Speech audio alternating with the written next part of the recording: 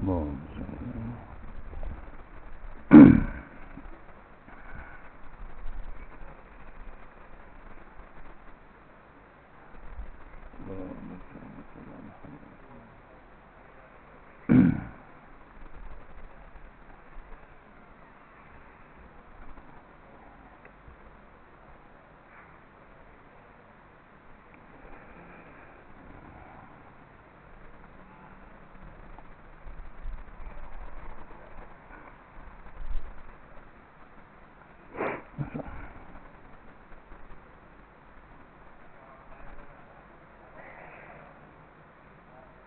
Assalamualaikum warahmatullahi wabarakatuh. Alhamdulillahirabbil alamin wassalatu wassalamu ala asyrafil mursalin wa ala alihi washabihi ajma'in. A'udzu billahi minan nar min syarril kufar min ghadabil jabbar wal 'izzatu lillahi war rasulin. Allahumma ghnina bihalan haramik wa bismika Allahumma ya da'im ya hayyu ya fardu ya witr Ya Ahad Ya Samad. Allahumma salli ala Sayyidina Muhammad wa ala Sayyidina Muhammad. Bismillahirrahmanirrahim. Rabbi israh li sadri wa yassir amri wa min lisani yafqahu qawli. Wa ya ibadallah ittaqullah usikum wa iyaya bittaqullah faqad fazal muttaqun. Allahumma sa'alaina hikmataka wa ansur alaina min hazamtika ya arhamar rahimin. Bismillahirrahmanirrahim. Bismillah masyaallah la yasuqullah. Bismillah masyaallah la yasifu suwayullah. Bismillah masyaallah man kana min ni'matin fa minallah. Bismillah masyaallah la ya'ti bil hasanati illallah. Bismillah masyaallah la haula wa la quwwata illa billahil aliyyil azim. Allahumma nas'aluka bi barakati syarifah an tuhmala dunya. Amin ya rabbal alamin. Alhamdulillah, jumpa lagi untuk pengisian Ramadan hari Jumaat, dipanggil juga tazkirah Jumaat. Mudah-mudahan dapat kita bawa menghadap Allah Subhanahu wa taala insyaallah. Untuk lagi berkat kita mula surah Al-Fatihah. Bismillahirrahmanirrahim. Alhamdulillah. Iya kan menjalankan surah Al-Mustaqim.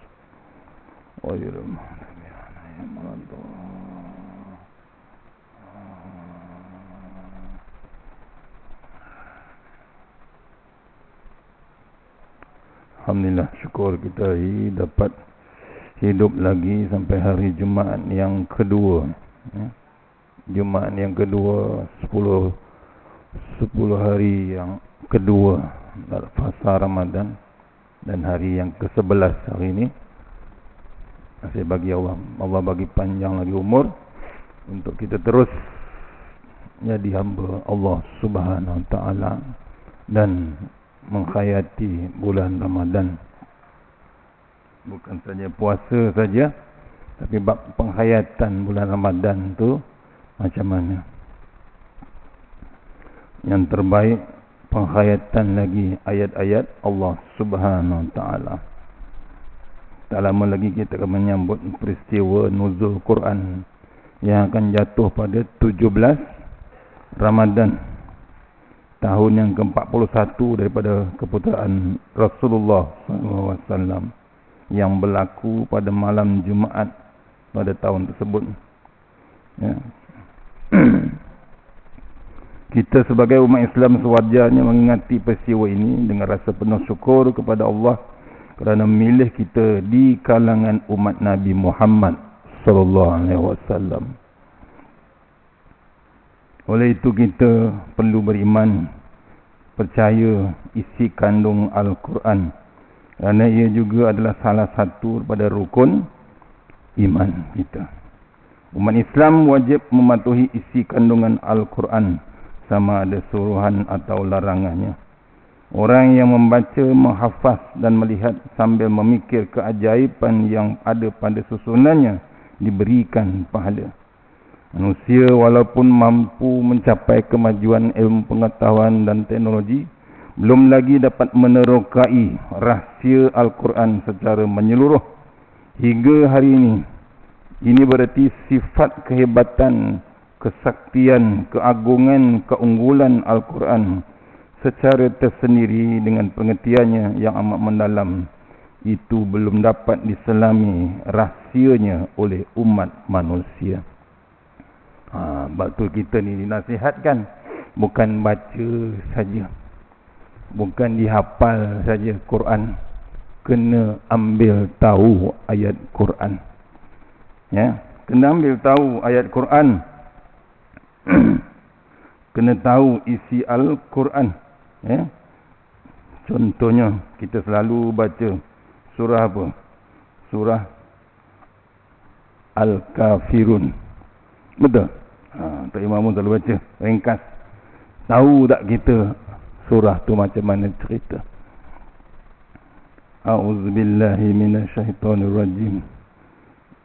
Qul ya ayyuhal kafirun la a'budu ma ta'budun wala antum 'abiduna ma a'bud wala ana 'abidun ma 'abadtum wala antum 'abiduna ma a'bud lakum dinukum waliyadin. Hafal, hampir semua orang hafal, pasal ayat dia 6 aja. 6 ayat je. Maksudnya tak ada siapa nak sibuk. Betul? Tak ada siapa nak ambil tahu. Walaupun ayat tu 6 aja. Cuba tengok tuan-tuan, sikit-sikit kita hayati sempena Ramadan ni. Ya. Maksudnya apa? Katakanlah, hai orang-orang kafir, aku tidak akan menyembah apa yang engkau sembah, dan kalian bukan penyembah Tuhan yang aku sembah. Dan aku tidak pernah menjadi penyembah apa yang kalian sembah. Dan kalian tidak pernah pula menjadi penyembah Tuhan yang aku sembah. Untuk kalianlah agama kalian. Dan untuk akulah agamaku. Itu nak menceritakan kita, Tuhan yang kita sembah tak sama dengan mereka punya Tuhan, tuan-tuan. Nak mengajar kita ni, jagalah Allah kita, jagalah Tuhan kita. Tapi sekarang orang lain pula sibuk nak main-mainkan nama Allah. Bukan main-mainkan, diletak di tapak kaki nama Allah. Kenapa? Kenapa kita tak ambil tahu? Kenapa nak diam? Kenapa nak senyap? Kenapa kita nak biarkan orang pijak? Kejap lagi kita sembah ni. Ni pun rumah Allah. Cuba tengok nama Allah dekat mana, tuan-tuan? Ada mana? Ada atas. Sikap biadab buat ni dah melampaui batas. Memang orang Jawa kata kurang ajar. Memang kurang ajar. Kita tak ganggu pun Tuhan dia. Tadi baca kuliah kafirun, betul. Kalian nak sembah, sembah. Aku tak sembah Tuhan kamu. Kamu pun tak sembah Tuhan aku. Yang dia sibuk ambil nama Tuhan kita, kenapa? Melampaui. Adakah kita nak diam, tuan-tuan? Kita boleh diam. Kalau orang yang diam tu ada masalah, dia sembah Allah Ta'ala, dia bermasalah. Sebab kata Tok Guru yang saya catatkan malam tadi, apa kata Tok Guru? Apa yang kita nampak waktu kita sembahyang, tuan-tuan? Apa yang kita nampak? Tuan Guru Ustaz Abdul Rahman Jaafar, guru kepada Tuan Guru Ustaz Azhar Idrus. Apa dia kata? Salah seorang guru. Kata dia, sebab tidak akan terasa dalam solat melainkan qalbi kita. Bila sembahyang dalam hati kecil ini tak ada. Dalam qalbi ni tak ada. Dalam qalbi kita ni ada sifat ma siwatullah, iaitu lain daripada Allah yang dia nampak. Dalam solat tu angkat takbir Allahu Akbar, tapi hati tu fikir lain selain daripada Allah Ta'ala. Walaupun ni dalam Ramadan, hati tu merayau takbir daripada nama Allah sebut Allahu Akbar, terus merayau. Sebab dalam kitab lama kata Kenapa engkau lari daripada sembahyang? Walau engkau sedang sembahyang kau lari. Kenapa? Nama Allah tu tak ada dalam hati dia. Tuan-tuan, cek sembahyang kita. Dah berpuluh tahun kita sembahyang. Itu yang hubungan kita jauh dengan Allah Ta'ala. Ni, bila jauh kita tak ingat Allah Ta'ala. Sembahyang. Zuhur, subuh, asar, maghrib, isyak, tarawih 20 rakaat. Tapi hati kita di mana, tuan-tuan? Hati kita. Itu yang orang pijak nama Allah. Tak ada rasa apa. Diam. Orang Jawa kata meneng. Ya, saya Jawa, tuan-tuan. Jawa jangan diusik, tuan-tuan. Ya, Jawa Pacitan, Jawa Kampung Sawah, jangan diusik. Jangan lawan-lawan, jangan usik-usik. Muka lain sikit lah, tapi tak ada muka Jawa. Tapi saya Jawa. Bapa saya sama suka ini. Sebab tu jangan main. Jangan mampir-mampir nak pijak nama Allah. Itu. Ya. Pasal tu kita sembahyang kena ingat Allah Ta'ala. Tu ulama dalam kitab lama. Ya. Kenapa waktu kita sembahyang kita sepatutnya dekat dengan Allah. Waktu kita solat, kita sujud tu. Kat mana Allah Ta'ala? Allah keliling kita ni. Dekat sangat Allah Ta'ala. Ya. Pasal tu jangan terlampau kita ni jahil. Pasal apa? Bila tengah sembahyang lari daripada Allah Ta'ala, jahilnya kita dengan nama Allah Ta'ala. Betul tak betul? Kita jahil. Kita sebut je nama Allah Ta'ala. Bukan nama satu yang nama dia. Ada 99. Kalau kitab Al-Jawhar Al-Mahfud, kita ada lebih 3,000 nama Allah Ta'ala.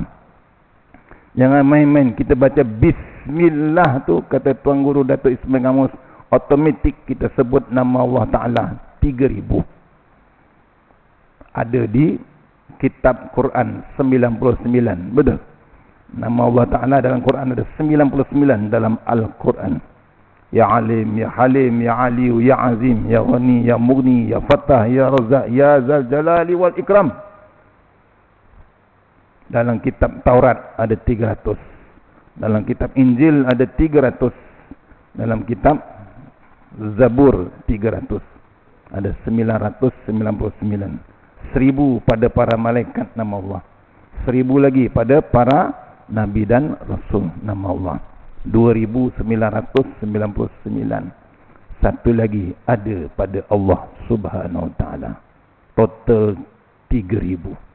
Sebab tu jangan pandang ringan bila kita sebut Bismillah.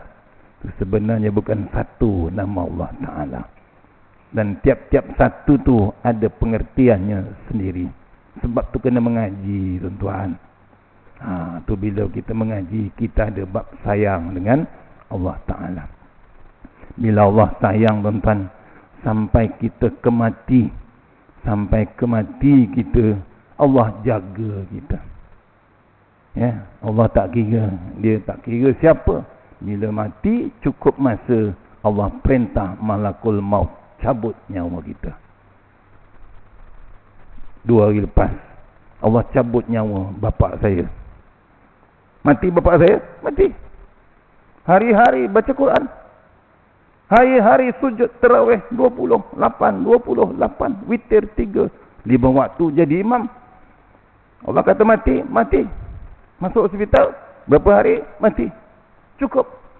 Tapi mati dalam bulan Ramadan, 9 Ramadan. Baru pergi. Tolong doakan tuan-tuan bapa saya. Ya, tolong bagi nanti bagi Al-Fatihah untuk bapa saya. Ya. Mati dia hebat, mati tengah dalam puasa. Mati bulan puasa. Kalau bulan Ramadan ni dia kata kalau hari ni dah 11. Bapa dah setengah dah Quran. Engkau bila? Dia tanya saya. Bapa dah habis. Bukan bapa dah tadarus. Ya, tadarus di masjid. Engkau? Aku di rumah. Masjid aku tadarus, di rumah aku tadarus. Pasal takut aku mati. Aduh. Dah mati dah.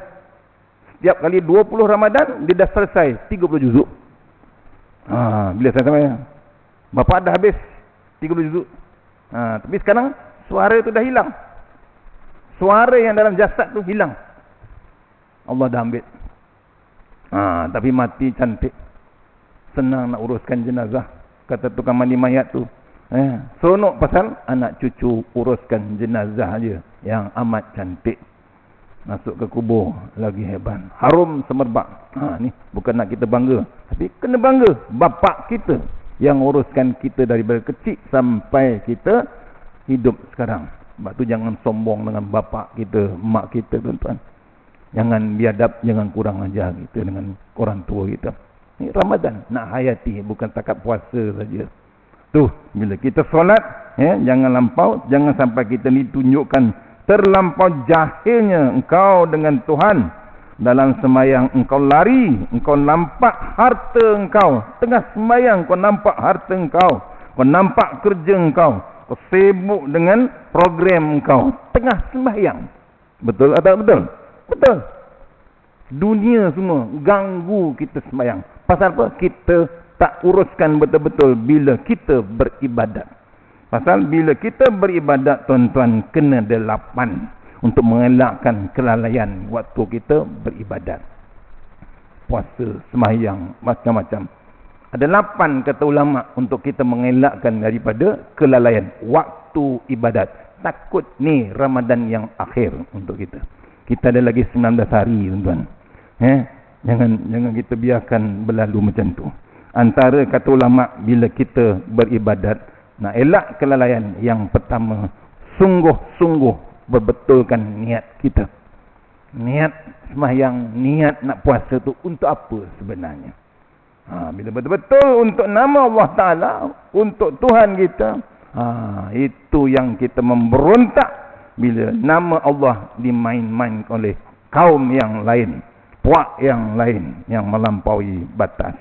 Kalau kita sikit pun tak terdetik bencikan bab tu, diam saja senyap nak raikan kafir tu, kafarah tu, kita bermasalah bukan dengan kafir, kita bermasalah dengan Allah Subhanahu Wa Taala. Kenapa kita diam? Ni kejap lagi kita sembahyang Jumaat, kenapa kita nak diam? Nama Allah kita dipijak orang, tuan-tuan. Allahu Akbar. Tu panas, memang panas, tuan-tuan, tapi lagi panas yang di luar, betul. Tapi kita boleh lagi panas kita, pasal kita ni memang kaum yang memang terlampau sabar. Tapi satu masa dia jadi sampai siling, meletup siling, tuan-tuan. Siling tu pecah. Bila siling pecah, bumbung pecah, dia akan runtuh, dia akan cari satu-satu. Sebab tu kata orang tua, jangan jolok sarang tabuan. Sarang tabuan tu bukan tabuan kelulut, tuan-tuan. Tabuan kelulut boleh belai-belai, betul, boleh peluk-peluk. Tapi ini tabuan yang hitam, yang besar, yang memang tak boleh diusik. Kalau diusik, dia mengejar, tuan-tuan. Betul tak betul? Seko tu kalau mengetip boleh pingsan, tuan-tuan. Bukan tabuan yang lebah buat mandu tu. Ni lebah yang besar, hitam. Memang payah. Usik sikit, dia mengejar kita. Ni nak mencabar pula, nak dijolok sarang tabuan. Allahu Akbar, tuan-tuan. Sebab tu perbetulkan niat kita bila kita beribadat. Yang kedua, ulama kata, melihat Allah ketika mana kita melakukan ibadat. Tak kira, tidur pun ibadat, betul? Kenapa kau puasa tidur? Kan ibadat. Itu alasan dia. Betul, ibadat. Tapi berapa jam tidur? Janganlah orang tidur khalilullah, betul? Sebelum zuhur tidur, betul? Tapi tidur sekejap. Jangan tidur innalillah, maghrib baru bangun. Lepas subuh tidur, maghrib bangun, habis waktu solat dia. Puasa apa, tuan-tuan? Itu puasa. Bukan puasa yang yuk lagi, betul? Tu cerita.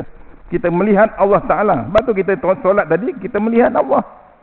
Jangan kita berterusan jadi jahat kita.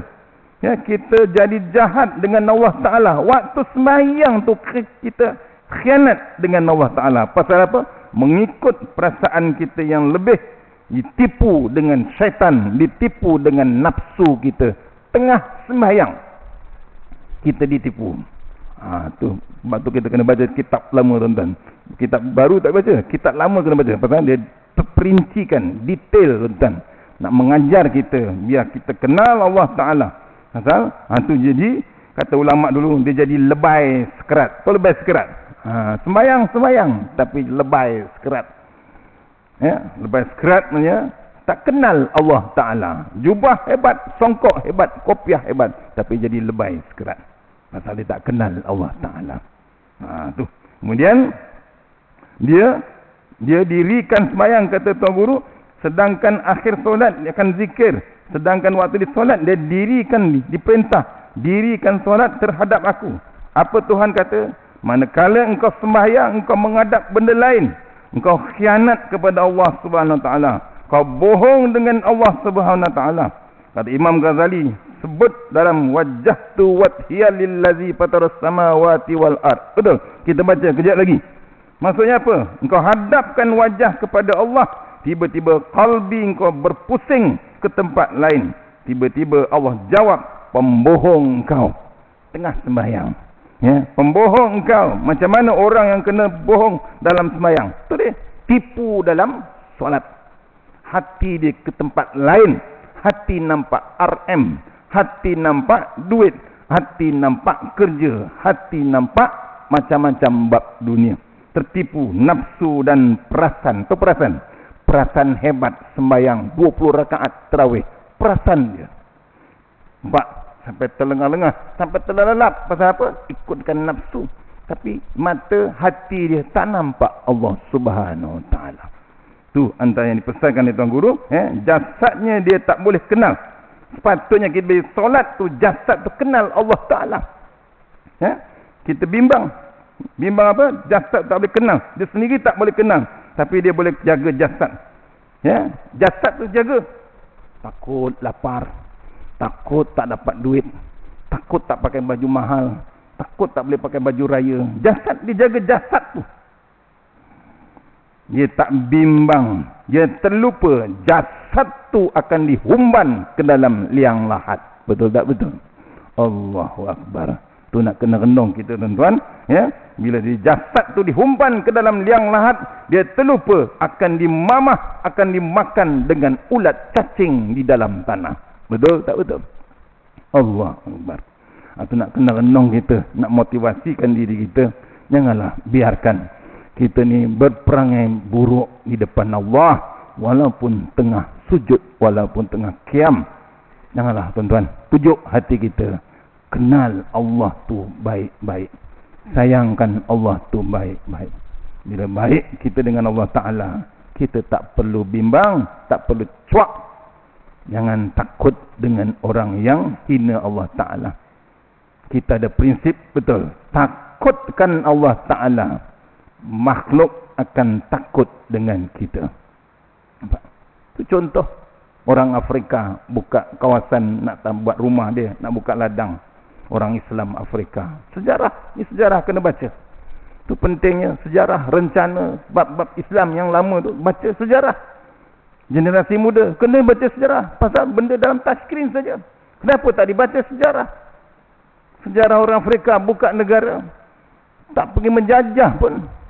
Berzikir dengan nama Allah, lari semua binatang liar. Lepas tu kalau kita berdepan dengan ular yang tegak di atas kobra ataupun harimau bintang, harimau belang kiri kanan, apa yang kita sebut? Boleh kita panggil Jepam. Kita seorang-seorang tengah malam rosak kereta, depan kereta belang, belakang kereta bintang, kiri tedung, kanan selar. Macam mana? Apa nak sebut? Boleh masuk dalam kereta, digegarnya kereta kita. Betul? Allah Tuhan. Boleh sempat panggil Jepam, panggil bomba. Jangan harap tuan-tuan. Kita panggil terus nama Allahu Akbar. Tu cerita tuan-tuan. Balik kepada Allah. Boleh tuan-tuan pujuk Ramadan ni, baliklah kepada Allah. Bila balik kepada Allah Ta'ala, kita tak bagi orang lain sentuh nama Allah Ta'ala. Bab tu hati-hati dalam permakanan. Sama juga kadang-kadang hilang bab khusyuk kita dengan Allah Ta'ala. Pasal apa? Sistem makanan kita. Kita tak main ambil tahu. Tak cakna. Hebatnya sekarang kita ingatkan makan kurma terbaik ikut Nabi. Betul? Rupanya kurma tu datang daripada laknatullah. Betul tak betul? Allahu Akbar. Ingatkan kurma tu Palestin saja, Saudi saja. Yahudi laknatullah tu pun dah hantar sampai kurma, tuan-tuan. Kita tak tahu apa diisi dalam kurma tu, tuan-tuan. Tuan-tuan tahu? Dengan Yahudi tak boleh sangka baik lagi, tuan-tuan. Dah tulis dalam Quran, memang sejahat-jahatnya kaum Yahudi. Kita tak tahu apa diisi dalam kurma tu. Tapi yang pelik, boleh sampai pula kat tanah Melayu, tuan-tuan. Allahu Akbar. Ada tak pengkhianat dalam tanah Melayu ni? Memang ada. Betul lah kata Piramli. Tahu cerita Piramli? Sarjan Hasan. Kalau jumpa pengkhianat bangsa ni, tolong hati-hati. Piramli dah jumpa dalam Sarjan Hasan. Betul? Waktu zaman Jepun. Zaman Jepun pun ada pengkhianat bangsa. Pasal apa? Al-Fulus. Harta, pangkat. Tu Al-Fulus. Al-Fulus apa? Duit. Al-Fulus fi dunia. Bukan. Al-Fulus fi dunia fil mampus al-akhirat. Nampak? Itu cerita. Biadab sangat. Pengkhianat. Boleh masuk ke tanah Melayu, Yahudi punya produk. Kita siap boykot macam-macam. Betul? Penat kita boykot, tiba-tiba ada pula yang bawa masuk ke dalam. Tu kena-kendong kita. Kalau betul lah orang Islam tu, apa kita nak buat? Orang Islam bersunat, betul? Kita sunatkan sekali lagi sampai habis. Boleh, tuan-tuan? Teruk sangat, tuan-tuan. Kita nak makan kurma ikut Nabi, tapi kurma tu bukan kurma.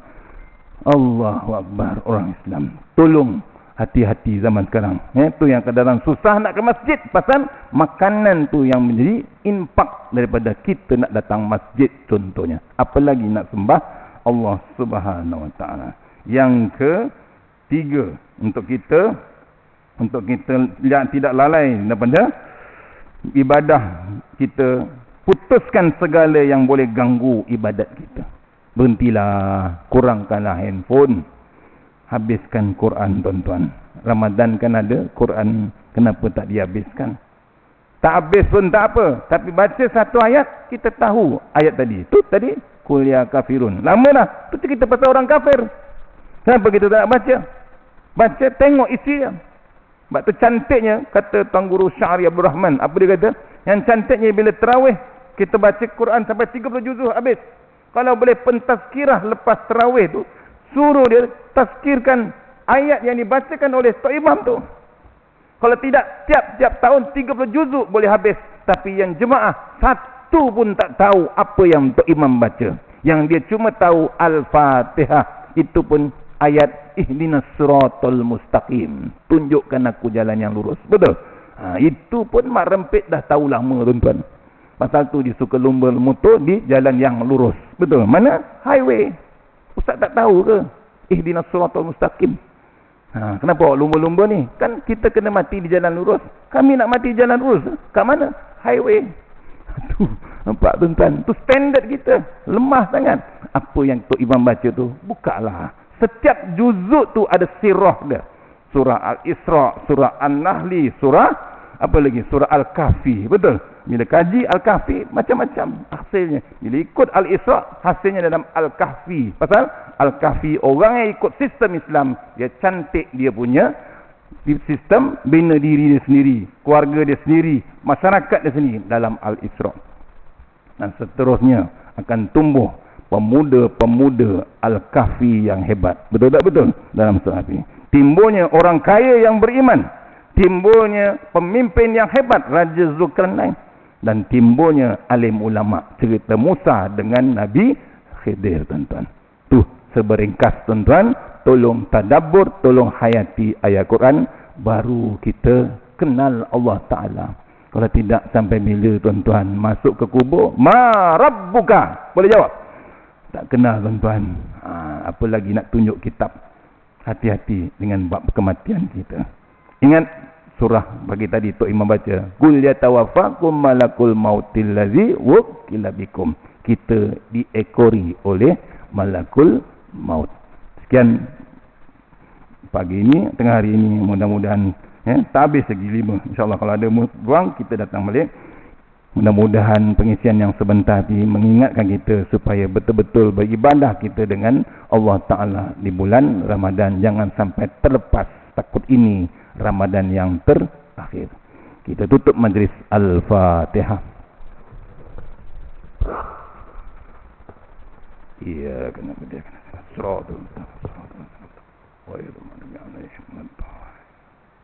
Assalamualaikum warahmatullahi wabarakatuh.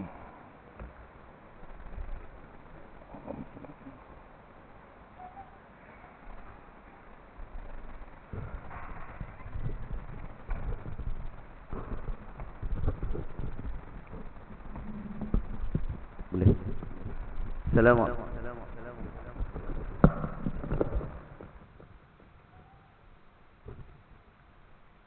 Assalamualaikum warahmatullahi wabarakatuh. Alhamdulillah, syukur kita kepada Allah SWT. Pihak masjid telah sekian lama memohon, merayu dengan pihak berkuasa. Alhamdulillah akhirnya termakbul juga. InsyaAllah bermula pada minggu hadapan, jambatan yang kita lalu yang di sebelah tu kan nampak macam roboh. Alhamdulillah telah mendapat kelulusan daripada pihak JKR.